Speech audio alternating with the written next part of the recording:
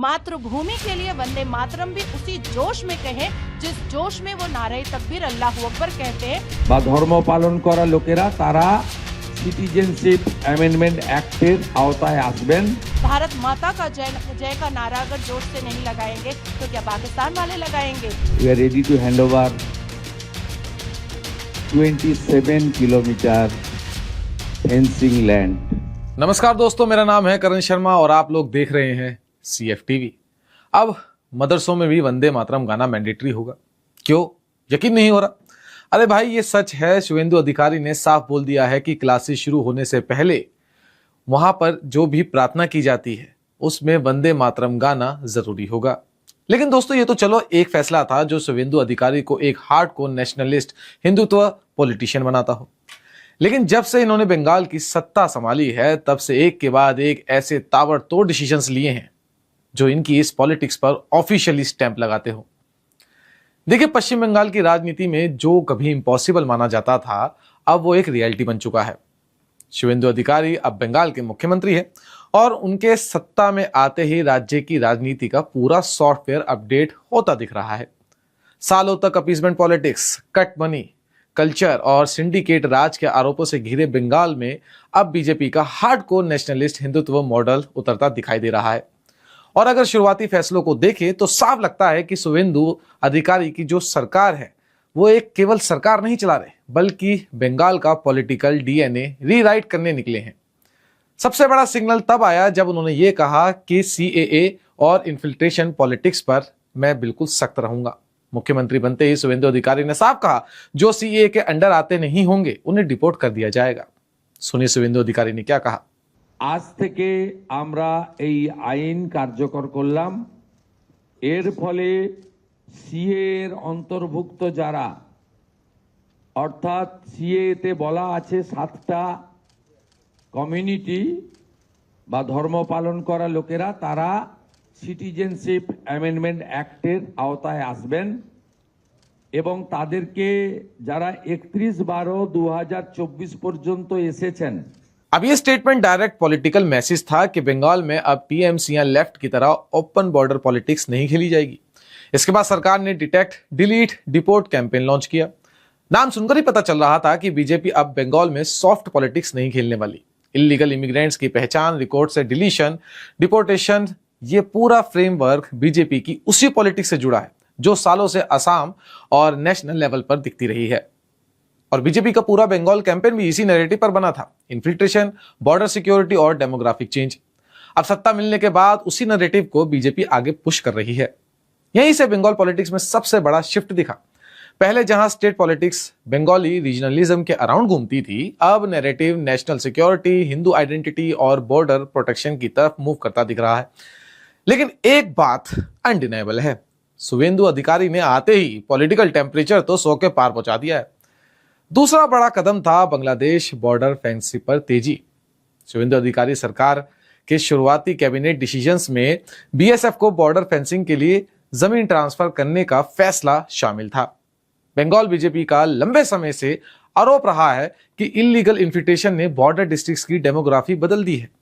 शुवेंदु अधिकारी उसी मुद्दे को अब गवर्नमेंट एक्शन में कन्वर्ट करते दिखाई दे रहे हैं। Good evening everybody.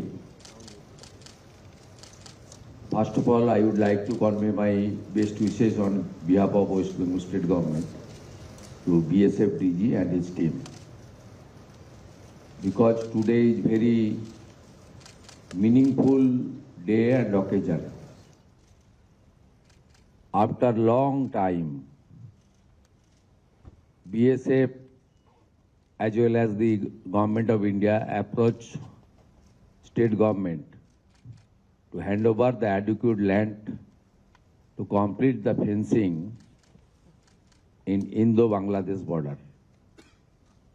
But earlier state government did not respond. They denied. Due to their non-cooperation, our safety and security of our great nation as well as our beloved state are facing very dangerous situation. Finally, change happened and a true patriotic government started their journey. Within 2 weeks, our bureaucrats, especially the Land Department, under the guidance of Honorable Home Secretary and Chief Secretary, they are now ready to hand over a portion of land. Now we are ready to hand over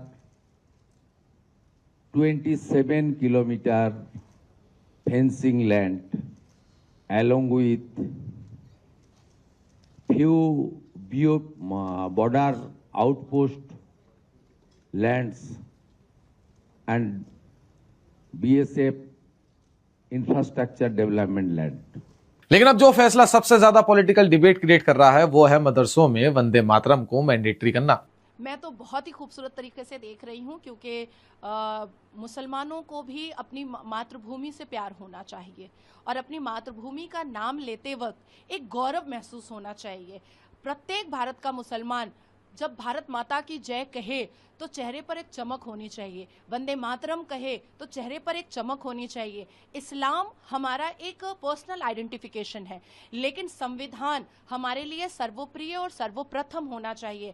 आज अभी इस पल इस क्षण जो मैं interview दे रही हूँ, इस लम्हे में भी अगर कोई बच्चा पैदा हुआ है तो वो भी संवैधानिक हुआ है और संविधान के हिसाब से और देश के कानून के हिसाब से जितने भी भारत में पॉपुलैरिटी है, मेजॉरिटी है, सबके लिए वंदे मातरम उनकी पहचान है। और मदरसों के भीतर भी जितने भी बच्चे जो मौलवी बन रहे हैं, जो मुल्ला बन रहे हैं, जो कारी बन रहे हैं, जो आलिम दीन बन रहे हैं, जो हाफिज कुरान बन रहे हैं, वो अपनी इबादत और तिलावत पर बिल्कुल तवज्जो दें। अपनी इबादत और तिलावत के साथ साथ कुरान को बिल्कुल अहमियत का हामिल रखें, लेकिन मातृभूमि के लिए वंदे मातरम भी उसी जोश में कहें जिस जोश में वो नारे तकबीर अल्लाहू अकबर कहते हैं, क्योंकि हमारी पहचान वंदे मातरम से है, हमारी पहचान भारत माता की जय से है। हम इस राष्ट्र के पुत्र और पुत्री हैं, हम इस राष्ट्र के नागरिक हैं। हम इस राष्ट्र के लिए अगर वंदे मातरम का नारा जोश से नहीं लगाएंगे, हम इस राष्ट्र के लिए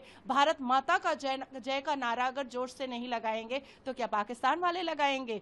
हमें अपने राष्ट्र पर गौरव होनी चाहिए और राष्ट्र के स्लोगन पर, राष्ट्र के गान पर हमें फक्र महसूस होना चाहिए।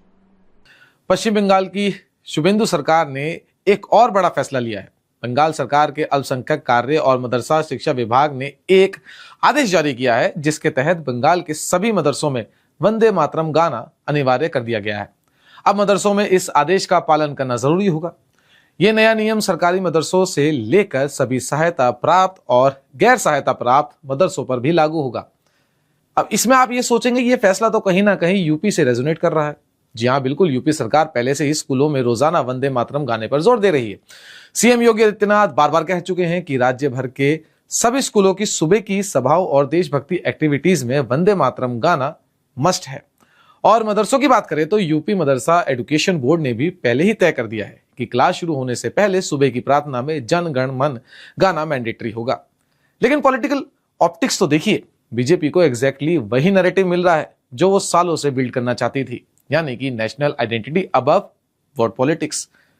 यही शुभेंदु अधिकारी पॉलिटिक्स का कोर दिखाता है। उनका पूरा political style traditional Bengali soft spoken politics से बिल्कुल अलग है। उनका टोन एग्रेसिव है, स्पीचेस डायरेक्ट है और मैसेजिंग बिल्कुल बीजेपी हाई कमांड टेम्पलेट जैसी दिखती है। Nationalism, anti appeasement, Hindu consolidation और टफ गवर्नेंस। इतना ही नहीं, बल्कि शुभेंदु ने आते ही मुस्लिमों को मिलने वाली रिजर्वेशन को हटाकर केवल हिंदुओं को ही ओबीसी कैटेगरी में रिजर्वेशन दिया। मुख्यमंत्री शुभेंदु अधिकारी ने राज्य के ओबीसी आरक्षण को 17% से घटाकर 7% कर दिया। सबसे चौंकाने वाली बात यह रही कि इस फैसले के तहत मुस्लिम समुदाय के लिए ओबीसी आरक्षण पूरी तरह खत्म कर दिया गया। उन्होंने सीएम बनने के बाद कहा सिस्टमिक चेंज, यानी ये सिर्फ स्लोगन नहीं लग रहा था, इसे आप टीएमसी इकोसिस्टम डिसमेंटलिंग की शुरुआत समझिए। कटमनी, सिंडिकेट राज, वोट बैंक पॉलिटिक्स, इन सब टर्म्स को बीजेपी ने सालों तक टीएमसी के खिलाफ वेपन की तरह इस्तेमाल किया। अब शुभेंदु उसी पूरे नैरेटिव को गवर्नेंस मॉडल बना रहे हैं। अब इसमें एक और इंटरेस्टिंग चीज है, संघ का इन्फ्लुएंस, जो कि ओपनली विजिबल भी दिख रहा है। लंबे समय से आरएसएस और बीजेपी बंगाल में आइडियोलॉजिकल एक्सपेंशन की कोशिश कर रहे थे, लेकिन ममता बनर्जी के दौर में वो पॉलिटिकल वॉल ब्रेक नहीं कर पा रहे थे।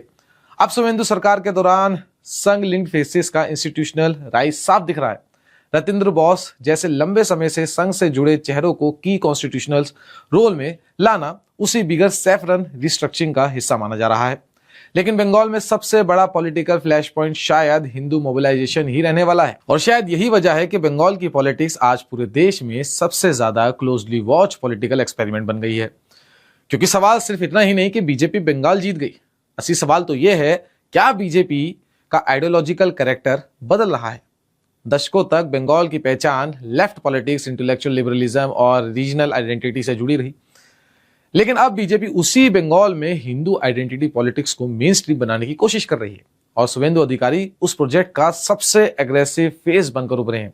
उनकी राजनीति ओपनली कन्फ्रंटेशनल है। वो इन्फिल्ट्रेशन पर बोलते हैं, रोहिंग्या मुद्दे पर बोलते हैं, सीएए पर बोलते हैं, बॉर्डर सिक्योरिटी पर भी बोलते हैं, और सबसे बड़ी बात, वो इन सब मुद्दों को इलेक्टोरल हेजिटेशन के बिना बोलते हैं। अगर आपको याद हो तो इसी बात को लेकर उन्होंने ये भी कहा था, जिसका साथ उसी का विकास। सुनिए। আগের মতো লড়বো তো, একসাথে লড়বো তো, সবাই মিলে লড়বো, আমরা জিতবো, হিন্দু বাঁচাবো, সংবিধান বাঁচাবো। আর বলবো, আমিও বলেছি রাষ্ট্রবাদী মুসলিম, আপনারাও বলেছেন সবকা সাথ সবকা বিকাশ। আর বলবো না। अब यही चीज उन्हें बंगाल बीजेपी के बाकी नेताओं से अलग बनाती है, इसलिए जब तक वो हैं तो बंगाल की पॉलिटिक्स को बोरिंग तो नहीं होने देंगे। इन्होंने बीजेपी के उत्तर प्रदेश और असम मॉडल को बंगाल वर्जन में पूरी तरह मिक्स भी कर दिया है, और अगर ये एक्सपेरिमेंट पॉलिटिकली सक्सेसफुल हुआ तो इसका इंपैक्ट सिर्फ बंगाल तक सीमित नहीं रहेगा, बल्कि इसका असर नेशनल पॉलिटिक्स पर भी पड़ेगा, क्योंकि बंगाल हमेशा बीजेपी के लिए फाइनल फ्रंटियर माना जाता था, और अब वो फ्रंटियर टूट चुका है। तो शुवेंदु अधिकारी सिर्फ एक मुख्यमंत्री नहीं, बल्कि बीजेपी के ईस्टर्न एक्सपेंशन प्रोजेक्ट के पोस्टर फेस बन चुके हैं। बाकी आपका क्या मानना है? क्या बीजेपी की ये हिंदुत्व पॉलिटिक्स बंगाल में सक्सेसफुल होगी या नहीं? हमें कमेंट सेक्शन में जरूर बताइएगा। अगर आपको ये वीडियो पसंद आई है तो लाइक करें, शेयर करें, कमेंट करें और सब्सक्राइब करना ना भूलें, ताकि हम आपके लिए ऐसी और वीडियोस लाते रहें। तब तक के लिए जय हिंद।